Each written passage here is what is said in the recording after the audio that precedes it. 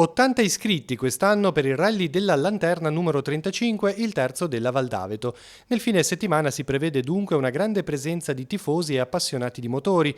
Sabato 31 agosto e domenica 1 settembre i partecipanti si sfideranno in varie categorie, dalle vetture più performanti a quelle più piccole. Il percorso non cambia rispetto allo scorso anno, il tracciato toccherà la Val d'Aveto e la Val Trebbia. Le gare inizieranno con la prova dello shakedown del sabato mattina, ossia le test delle vetture libere per tutti.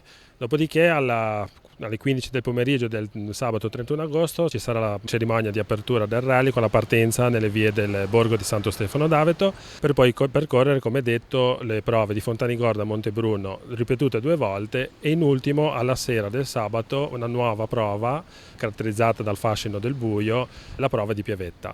Dopodiché la domenica 1 settembre verranno ripetuta 3 volte la prova del Monte Penna, più o meno distanziate di un'ora tra una e l'altra.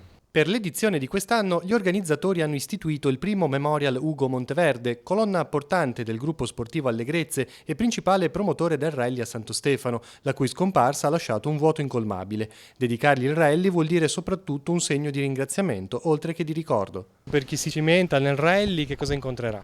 Strade di diverso tipo, molto tecniche, quindi molto guidate, con tratti veloci, con tratti misti, con tratti più lenti e quindi quello che caratterizza più o meno le strade della Liguria, della montagna ligure. Il più bravo sarà premiato quando? La premiazione verrà sul palco all'arrivo sotto il castello di Santo Stefano d'Aveto alle 16 della domenica 1 settembre. Verranno premiati tutti i concorrenti, quindi prima la cerimonia del podio e poi mano a mano tutti i concorrenti che arriveranno al traguardo.